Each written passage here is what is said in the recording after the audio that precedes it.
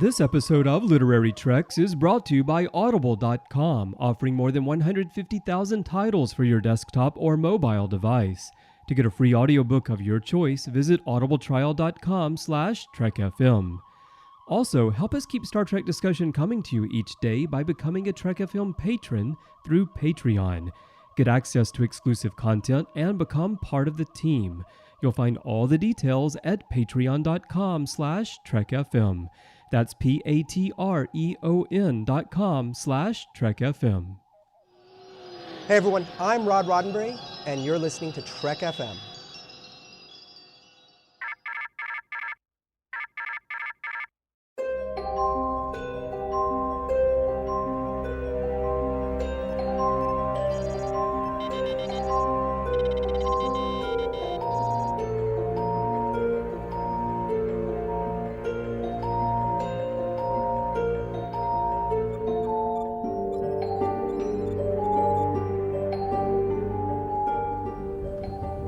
Are you taking all these books? I thought I'd take some light reading, in case I got bored. Welcome, everyone, to Trek FM's dedicated books and comics show. I am just one of the hosts here, only one. And the reason is because we have three. And there shall be three, and three shall be the number that we shall have. And, of course, first in this number, myself, Matthew Rushing. Second in that number, the illustrious Dan Gunther. Hello. Oh. 3 shall be the counting. Ooh. 4. And 3 shall be the... 4 is not too 4. much. 5 is right out. Yeah. Yes, but 3, that is right. Number 3, but not least, the amazing Bruce Gibson. Hello. How are you? Wow, you don't sound so amazing, Bruce. Well, last night I met up with Larry Nemechek, and we pigged out on nachos and chili cheese fries. And it took us a while to get up from the table because it was just weighing us down. Nice. Hanging out with Dr. Trek himself. Oh, Bruce is just a jet setter. I mean, one minute he's in like France and then in London. Next minute, you know, he's in LA. You never know where the guy's going to be. He's like Carmen Sandiego. Yeah, that's right. Try to find me. I think no one else could benefit more from the invention of the transporter than this guy. Because, man. Yeah. Next thing I hear, he's going to be in like New York, going to New York Comic Con. Oh my gosh. Well, we'll see. We'll see. Still trying to decide on that one. And here I am in northern Alberta like a sucker. I'll wave at you from the plane. Well, before I just continue with my insane jealousy of Bruce and his jet setting, we got a brand new comic, a brand new series that just started, Waypoint Part 1, or just Waypoint number 1. And there are 2 stories in this comic, and the first story there is after the nebula has blown up from the Kelvin timeline, moving on forward, we've got an Enterprise story with not Captain Data. Captain Geordi LaForge, perhaps? That's it. That's it. Yes, Captain Geordi LaForge, which was kind of shocking to me. I was expecting them to continue on with, having Captain Data, but let's just say there are a fistful of Datas in this comic. So yeah, this was a really fascinating one. So I guess Data's body has degraded, according to this, and he's been uploaded into the Enterprise's computer, and now generates holograms of himself to kind of fulfill almost all the bridge roles except Captain, I guess. Geordi mentions there's another crew somewhere on the ship. I don't know where he's keeping them, though. That's kind of weird. Maybe he just has a chef for himself or something. That's his crew. A chef played by Jonathan Frakes for some reason. Yeah, strangely enough, it looks just like Riker. And all he wants to do is talk about Trip. Yeah. That and prop his leg up on things while he's cooking, which is really insanitary. But yeah, I don't know. This is really cool. Like, if they're using this first story to kind of show what they can do with this comic, mission accomplished. Like, there really is no kind of boundary for what kind of story they can tell with the Star Trek universe here. If this is any indication, that's pretty cool. Well, they got me because the cover shows the Next Generation cast on the transporter, and it's from the Next Generation TV show days. It's the uniforms that we saw on the show. And I mean, I knew that we were getting this type of story, but I wasn't thinking about it when I opened it. And then all of a sudden, I'm like, whoa, wait. Whoa, yeah, I forgot. There's a bunch of, fistful of datas, and we have Captain LaForge. So I was trying to figure out, I mean, we're not really told a time period. We don't know exactly when this takes place, and I'm not even sure. I don't even think that's the Enterprise E. It does look like it's been, retrofitted because it's kind of Enterprise E-ish, but at the same time, I don't know, maybe it's like their version of the Enterprise F or something. Who knows? Yeah, it definitely looks beyond. Like we get a couple good shots of the ship, and it's definitely wildly different from what we've seen before. Yeah. It actually reminds me of, do you remember the Enterprise E drawings that John Eves did? And it had those kind of forward thrusting nacelles like that. Mm-hmm. It reminds me of some of those early drawings. So I think that's probably where they got the idea of maybe this had been retrofitted, and I don't know, maybe the Enterprise in this has slipstream or something. Mm-hmm. So that was my headcanon going on as I was reading it. Well, I love that they don't really nail it down either, kind of giving you the space to, speculate. Like, what is this? What are we seeing? I thought that was kind of a cool way to bring us into the story. Yeah, I like that we really don't know all those answers. We just know that it's some possible timeline, future timeline. It's an alternate universe, or who knows? We just know it's not what we've been seeing after the events of Nemesis in either comics or novels or Star Trek Online. So it's something completely different, yet it's familiar and easy to jump into. And now for something completely different. A ship run by data. All the datas. No, I really think that this is an interesting way to start off the series because, this reminds me a lot of the Star Wars Visionary comics where they were basically telling Elseworld stories of what if this had happened in Star Wars. So it's just like pulling crap out of a hat and just putting it on paper, like the craziest things you could think of. And that's kind of what this feels like in this first comic. What's one of the most interesting, odd, crazy ideas that we can think of? Let's do that, and I think that's kind of fun because, it keeps you coming back every time. It's not going to feel rote. It's not going to feel boring. I think it's always going to feel a little bit fresh. Now, I think some of the ideas will be better than others, but this was a fun way to start, and I enjoyed it for the most part. I wouldn't say it's revolutionary, but it's enjoyable. So I definitely think this first story, Puzzles, was definitely a nice way to kick off the Waypoint comic, and it led then into a comic called Daylily, a TOS story, and it featured solely Uhura, which, I don't know, what did you guys think of this one? This one I found really fascinating. Like, I didn't know where the story was going to go, and I didn't realize it was going to be such a, I guess, small story, and I don't mean that in a pejorative sense. It's just a very small, sweet little tale, really. And also, I have to say the artwork is really beautiful in this one. We get this. Basically, it's a story of Uhura on this planet separated from the rest of the landing party, and she encounters an alien. They connect on some kind of level. They can't really communicate with each other, but they shelter down during a storm and survive the night, and then Uhura beams up. And that's the entire story. But it's beautiful, and it's really kind of sweet. I really like this one. I did too. The author of this story is also the artist, so this is very much a visual story. There isn't a whole lot of dialogue, so it makes sense that the person who is the artist behind it is also writing it.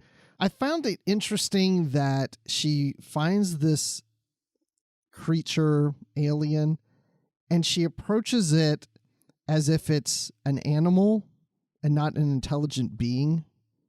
And I just thought that was interesting because it just made me think that, when you're going to all these planets, you do not know if something is intelligent or not.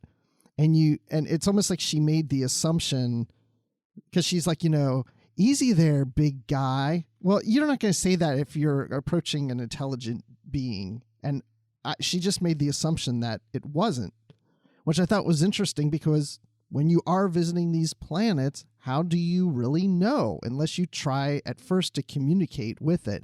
And then she starts trying to teach it to talk like her, to speak in her language, in English, which I thought was interesting for a communications officer to do. I would think she would be trying to learn its language.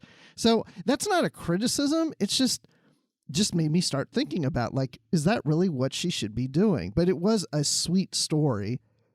And then again, how it ends, she's no longer there. And boy, that's a prime directive violation right there too. So there's a lot of things in there. It's like, okay, maybe we should learn to handle things a little differently.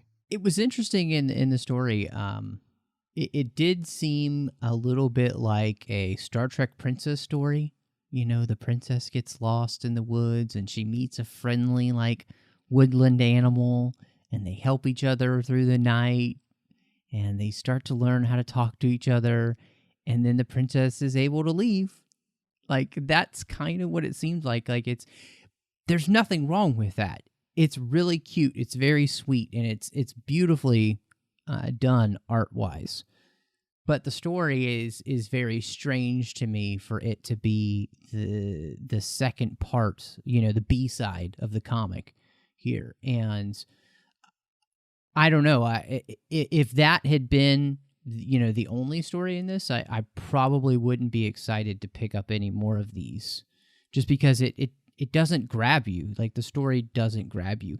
Art is beautiful, and the story is, again, it's very cute. But like you said, Bruce, it seems a little bit odd because, you start to think about, like, Prime Directive and all of that kind of stuff. And I don't know. I wasn't thrilled with the story in the sense of, like, it doesn't bowl me over, but I think a lot of people are going to love it. So that's just my own, like, personal opinion, and I think a lot of people are really going to enjoy it. And I already saw some people on the Babel conference over there, our listeners-only discussion group, which you can find on Facebook. Just type Babel into that search field there, and you'll find it, and we'll let you right in. People were already saying that they really liked the Uhura story. So I think it's going to make for some interesting conversations with once the episode comes out, for sure. It's almost like a Pixar short. When you go to see a Pixar movie. Yes. Totally, yeah, absolutely. That's a great way of putting it, put this Bruce. right before, like, Star Trek Beyond comes on the screen, and you have, like, this little short, like, of Uhura doing this stuff. So it would be kind of cute like that. That would actually, like, if they actually did have a little cartoon and animation of Uhura at the start. That's cool. Yeah, I really like thinking of it that way. That's cool. Aaron Harvey would like an animated Star Trek. There you go. There you go. Yeah. Well, so if you guys, had to rate, because I think this is kind of important, it's the beginning of a new series, issue 1. What would you guys rate this one? That's a tough question, especially with it being the first issue. Not a lot to compare it to. I have to say I really enjoyed it. I think I would give it one massive cube-shaped futuristic Starfleet ship. Mm-hmm. I really that doesn't liked blow it. up. I really liked it too, just because of seeing a different version of the Next Generation with Geordi as captain and the uniforms and there was a good Star Trek story. And as we were saying about the Uhura story, I thought, it was a nice little bookend to the comic. So I would give it 4 holographic datas out of 5. I like this one. I think it's a solid start. I'd say it's an average start. For me, it's 3 out of 5 Enterprise Fs, maybe. We're not sure.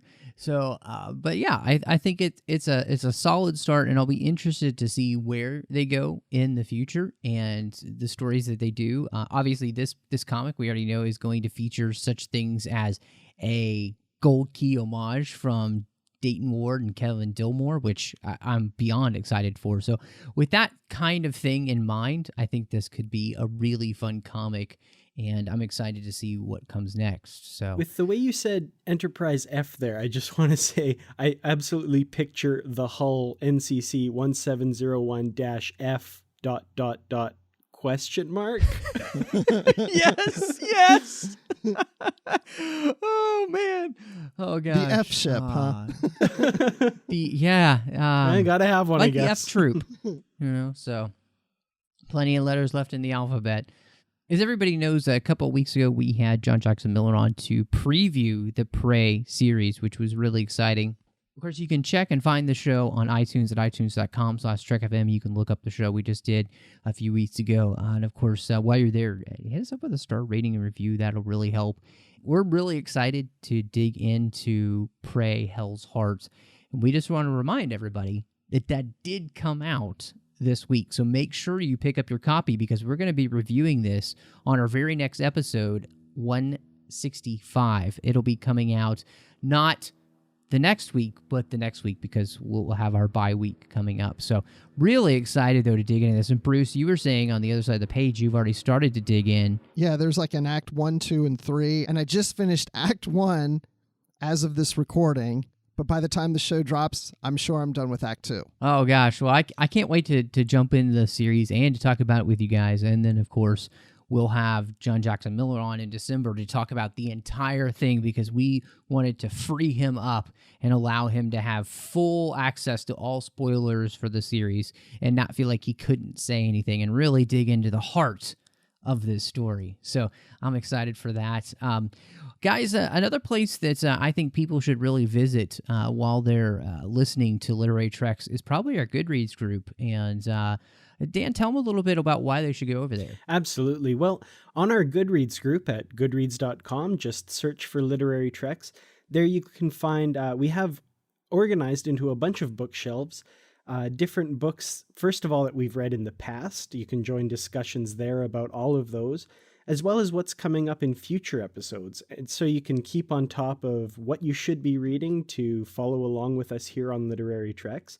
And of course, there are discussions happening there about any book, anything and everything to do in the Star Trek universe, books and comics. We talk about it all. Yeah, it's definitely a great place. And if you're wanting, I know specifically you've seen this question before, to know what's coming up on the show, there is the currently reading section, and those are the books that are coming up. And usually it's about a whole month's worth of reading of what's coming out. So as you can see, we're very busy reading Star Trek books and comics each and every month. So I hope you'll check that out, and that way you can keep up with the show.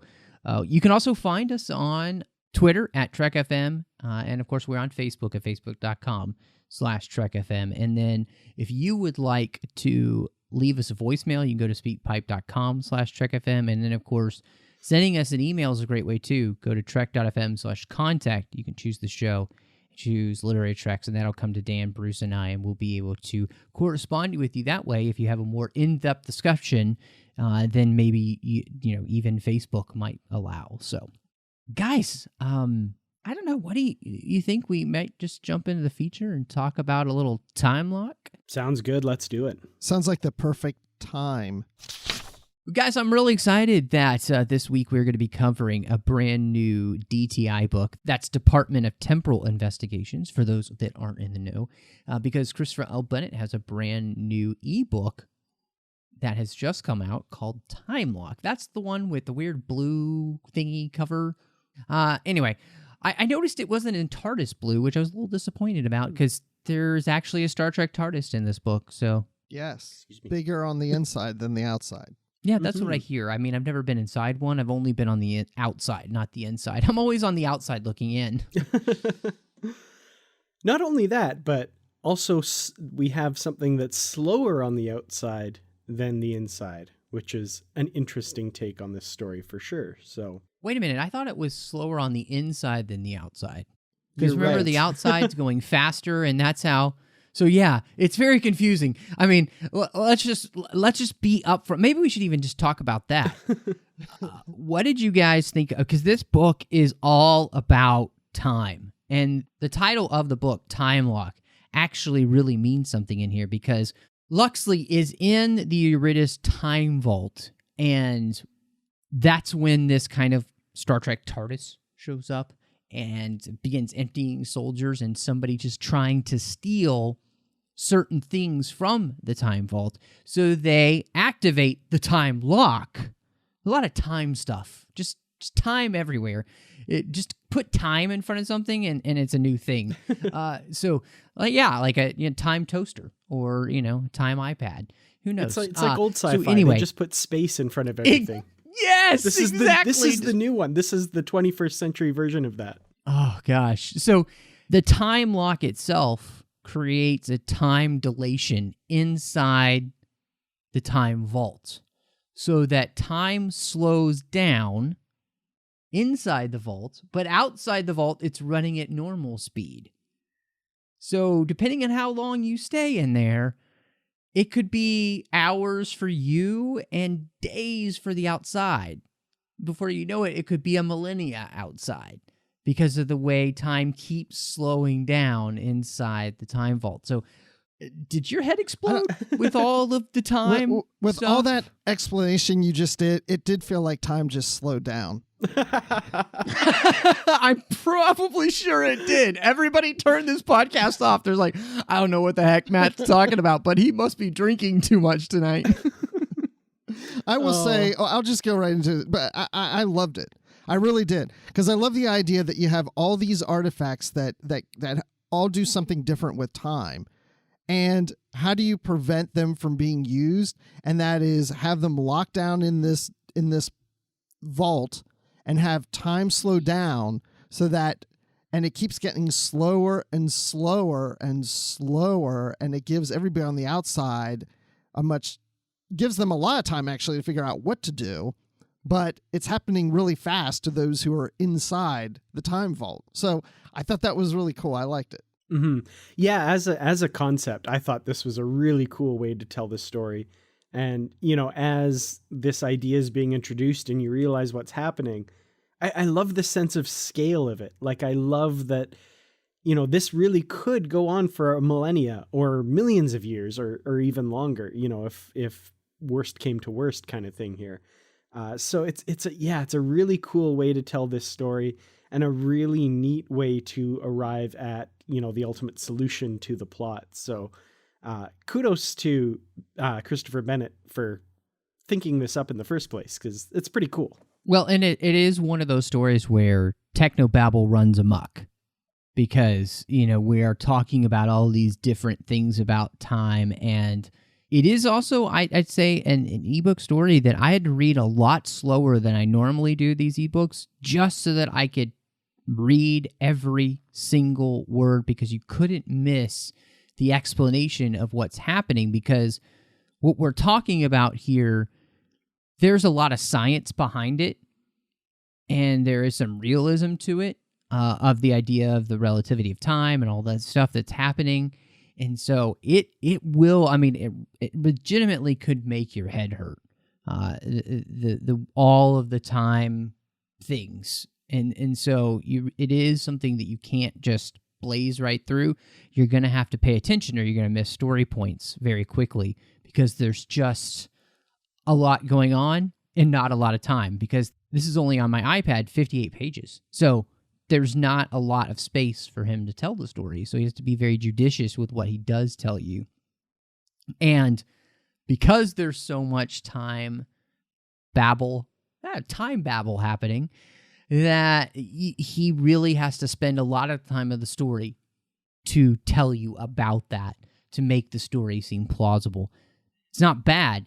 It's just, it's definitely a story you have to pay attention to, which I think in some ways is good, because you get kind of invested back into the characters, especially, for me, I don't care too much about the other characters really. But Dolmer and Luxley are still very fascinating people that I really enjoy reading about. Yeah, that's one thing about these DTI stories that has always really impressed me is Dolmer and Luxley. I think Christopher Bennett timed it out. They have a total of about 3.5 to 4 minutes screen time, something like that, in Trials and Tribulations. And from that, he's crafted these really cool, well-rounded characters that have very distinctive personalities and are a lot of fun to read about. I'm thinking specifically, there's one part near the beginning that I absolutely loved where Luxley makes a joke. And it's basically because Dulmer has left and gone to this other field office to work that he realizes, oh, Dulmer was the guy that made the jokes, so I have to compensate for that deficiency and crack a joke here. And I was just thinking like Sheldon from Big Bang Theory. Like, it's just that type of character, and that was perfect. I laughed out loud at that. I thought that was great. I love that idea of thinking of them as being like Sheldon and Leonard from The Big Bang Theory. Totally. That would actually be fun. Actually, it'd be funny if you actually did a Big Bang Theory story just like this. Just, I don't know. It'd be... Isn't every episode just like this? I mean, but no, I think you guys are absolutely right.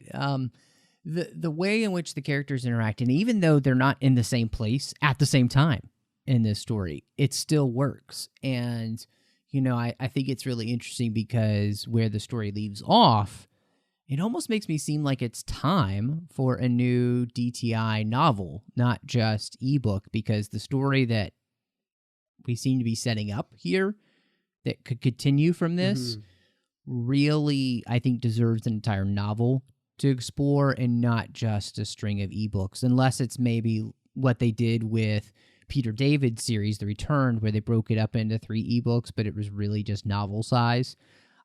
That's what I if they're going to do it, that's what I would like to see. But I really would just love to have a full-on novel about where they go next, because the storyline that they're setting up here is really fascinating, and it's the characters I'm really enjoying seeing it. And who would have thought that Dulmer would find his penny?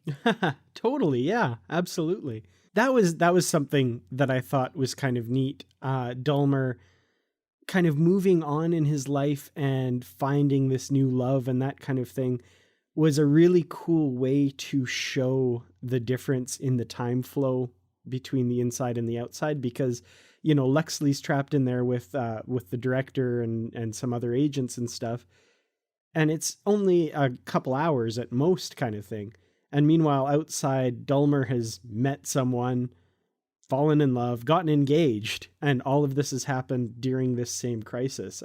There's just a really neat way to illustrate exactly what that difference is. Well, he came off of a divorce, so he's by himself again, and now he's got this new assignment, this new job, and he meets this woman, and she's perfect for him because, he doesn't have a lot of time, and he's got, a serious career going on, and that's one of the reasons why his marriage failed, is because he was spending all his time doing these assignments and going in and out of time and different placements in the timeline. Boy, we are going to say time a lot in the show, aren't we? So, and we already have. If you took a drink every time we said time already, you'd be dead, I think. Or you think this is the best show you ever heard? That's true. Because it is the best show they ever heard. What are you talking about, Bruce? Well, that's true. But she's very accommodating because she has 2 other husbands. Denoblians have all these, mates and all these husbands and wives and things. And so she doesn't need him to be around all the time. Wait, hold on. There, took a sip. I dare you to try and go like 5 sentences without saying it. That's your challenge right now. Okay. But so she's the perfect mate for him, and he doesn't accept her right away, but eventually they, get together. I mean, I don't mean they get together like, something graphic or something going on. They just, they have a relationship. I mean, they probably do get together. We just don't see it on the page. What's interesting here is I think this is the one part of the story where I wanted more, because the accelerated nature of the story, because the outside time is different than the inside time.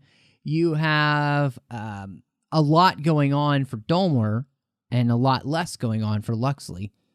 And I think it would have been great to have a little bit more page count with Dulmer and telling that story of him kind of coming into his own, deciding really to be in this relationship and seeing that blossom a little bit more would have been really nice because it does feel, I mean, there's no surprises in this book in that sense. Like, you know exactly what's coming, you know it's going to happen, you know, but it would just, because of that, it would be nice to see it unfold and unfurl a little bit more than we do.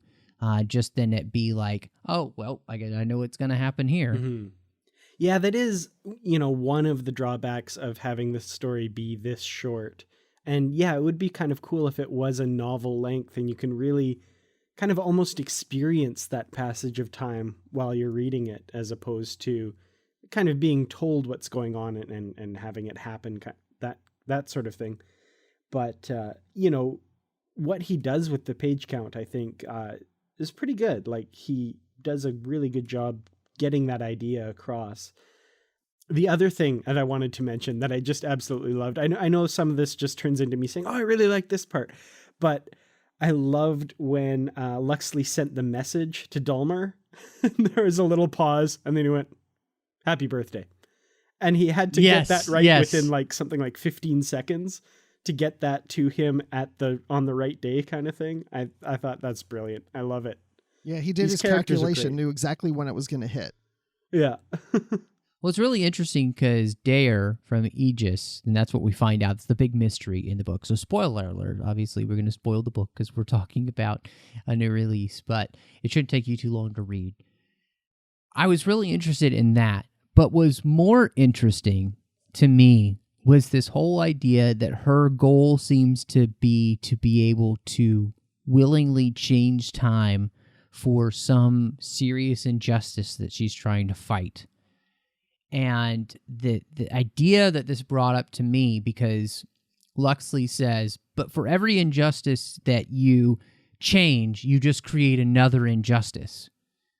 And so it seemed to me a really great dichotomy there of, you know, you have the ability to do something, but should you be doing something?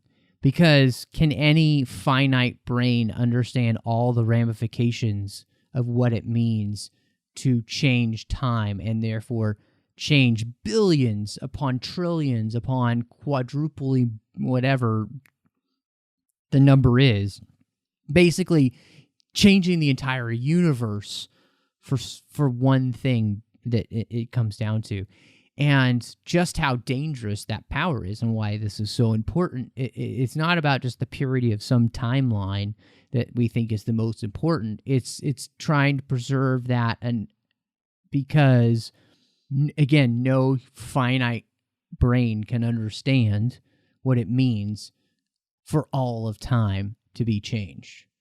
And I thought that was a really interesting, like, it's not a huge theme, but it comes out there at the end, and I thought, wow, that's a big question, you know, because unless you're an infinite God, then you probably shouldn't be playing with time at all. Yeah, because you never know what's going to happen. You might try to prevent something from happening by changing the timeline, but then something even worse could come out of that.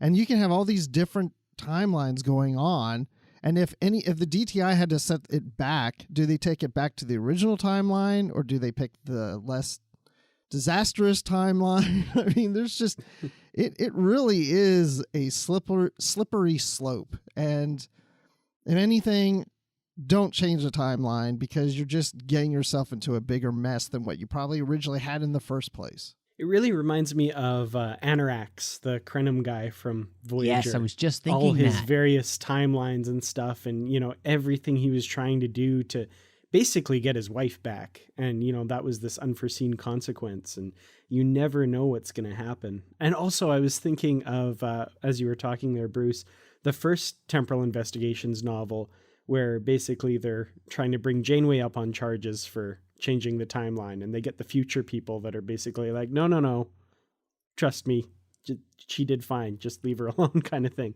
You know, like the less disastrous timeline or the correct one. What's the right answer there? Time's up, as Janeway would say.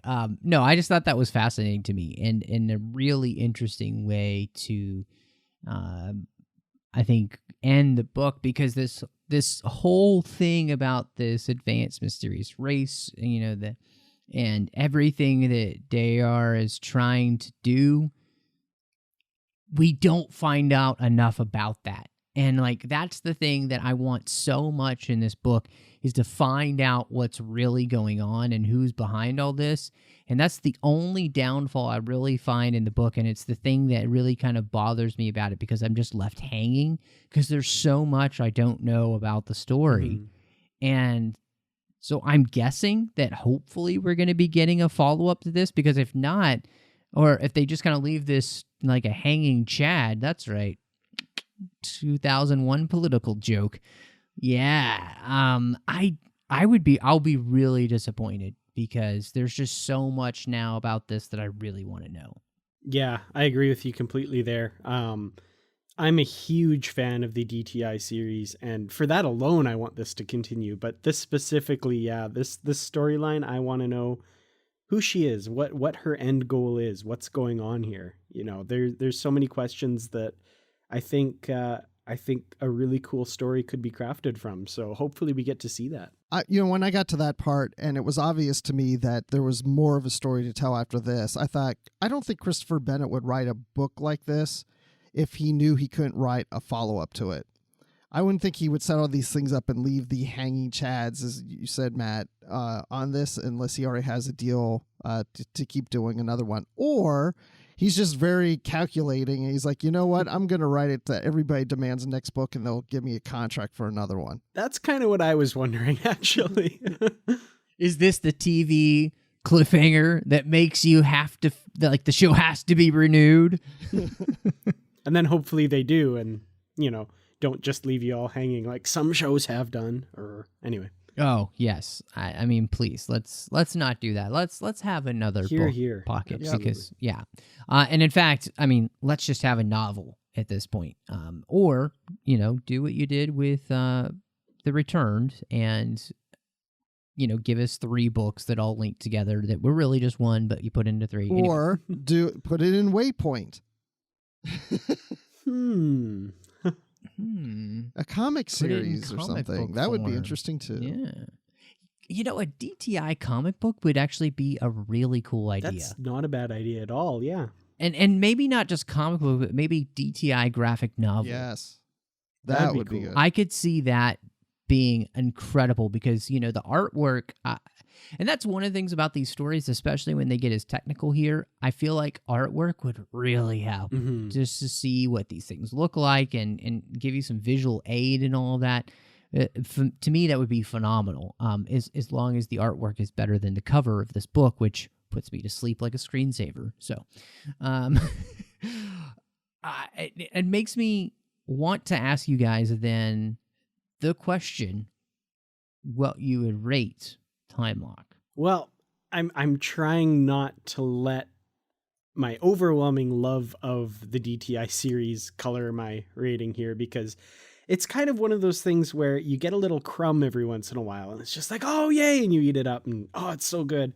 But, there are a few problems with this book. Like you said, there's some techno-babbly parts that are a little bit hard to wrap your head around, and I'm not really proud to admit this, but there were a couple points in the book where I was trying to follow along exactly what was happening, but I just kind of had to go, okay, well, I'm not sure what happened there, but we're moving on. So, okay, going to the next part. So it loses a little bit on there, but it's still a really excellent story. I love these characters. I love these concepts. They're really, really cool. So I'm going to have to give this one 4 out of 5 super secret time artifacts. Ooh, that's super secret right there. Yeah, I feel the same way. I did enjoy it. I love the time aspects, and I love the time slowing down quite a bit.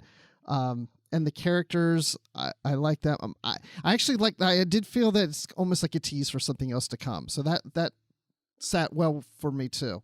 I'm just trying to think so I would say that I would give this 3.75 seconds of time slowing down in a good way. I like the story, and I like what it sets up. And what we talked about, I'm a little bit frustrated with the lack of full, I guess, resolution to the story, and kind of the lack of some of the character development I would have wanted to see, especially on Dolmer's side. I think that would have been really interesting. And what we talked a little bit about the Timebabble.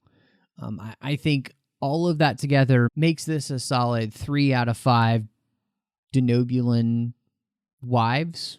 So I like it. But I'm really hoping that we definitely continue the story so we can really dive in deep to all the mysteries that Christopher L. Bennett set up in this book. Wow.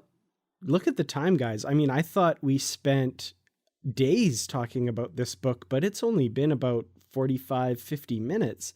Did somebody activate a time lock when I wasn't looking? Oh my, look at my wrist. It's time to go. Yeah. Let's... It's actually, you guys were in the time lock. I mean, I'm in 2018 right now. And there's a lot that has happened in the last couple of years. And the Discovery series, you're going to love it. Oh, God. How was Justice League? Who won the election? Justice League was just as good as Batman v Superman. And the election was just as good as Batman v Superman 2. Take that however you will. Huh.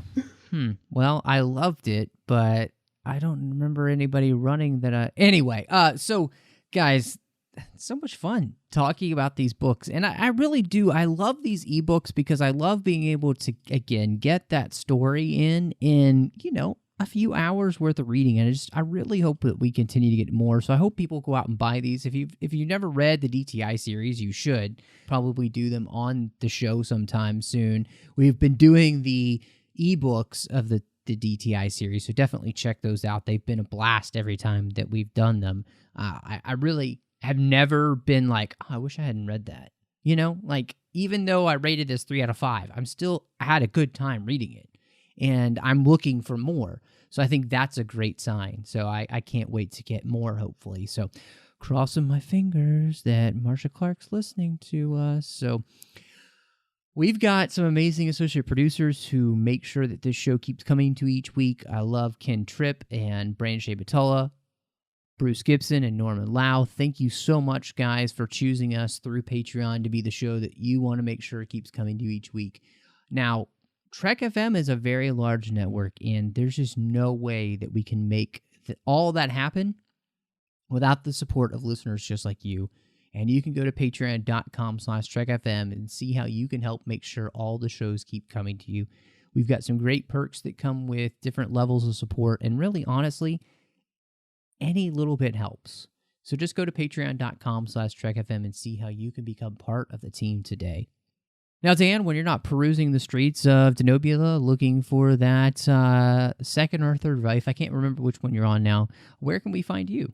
Well, you can find me on Facebook. I'm at facebook.com/Kurtrats Productions. I'm on Twitter at Kurtrats. That's Kertrats. I'm on Instagram at Kurtrats47 and on youtube.com/Kurtrats Productions. And Bruce, when you're not sending that perfectly timed birthday message so that it goes through at the exact correct second, when can we find you? That's kind of fitting. Well, I'll tell you when you can find me. You can find me today and tomorrow and the days after on Twitter at Admiral_Rex. And you can find me talking Star Wars on the Star Wars Report podcast. You can go to StarWarsReport.com or on iTunes for that. And you can also find me in the Babel Conference. And you can find me on October 5th celebrating my birthday. So there you go. Nice lead into that when you threw the birthday thing at me. I'm a Libra. Nice. I'm well balanced. So, Hey, me too. I'm October 1st. Are you? I am. Oh, this is perfect. No wonder you're so awesome. Your birthday buddies. Birthday buddies. Yay. That's what they're going to call you. That's what they're going to call us. Maybe y'all could get bracelets, too. Love a good Friends reference. Yes. So, Matthew, when you're not celebrating a birthday in October, where can people find you? Well, you can find me celebrating my birthday in July. But hey, time is on my side. Yes, it is. Because I'm younger than you, Bruce. Well, we'll just put you in a time lock, then we can all celebrate together. That would work. That's true. That's true. We should do that. But when we're not doing that, when we're not stuck in the time lock together, Dan and I Actually, we should stick Bruce in the time lock, so then we can speed up to him, right? Okay, you don't have to point out I'm the oldest one. Okay, anyway. You can also find me on The Orb with Chris Jones, where I'm talking about Deep Space Nine. I also do the General Geek Show here on the network, the 602 Club. We just reached the official 100th episode. It was so much fun. Had Tristan Riddell on from To the Journey as well. Sorry, I have to do that. That's right. Sorry, to the journey! You gotta do it. I was sleeping there. There you go. Everybody get it in. As well as John Mills from Stage 9 to talk about The Dark Knight. That's right. We talked about The Dark Knight. And there was a lot of talking like Batman. So just check it out. It's so much fun. We talk about all things geeky outside of Star Trek. So, and as you can tell, we really do have as much fun there as we do here. You can find me on Aggressive Negotiations as well with John Mills, where we're talking about Star Wars. And that's on thenerdparty.com. Or you can find Aggressive Negotiations on iTunes. Well, thank you so much for joining us. And until next time, live long and read on. What do you call that, light reading? To each his own, number one.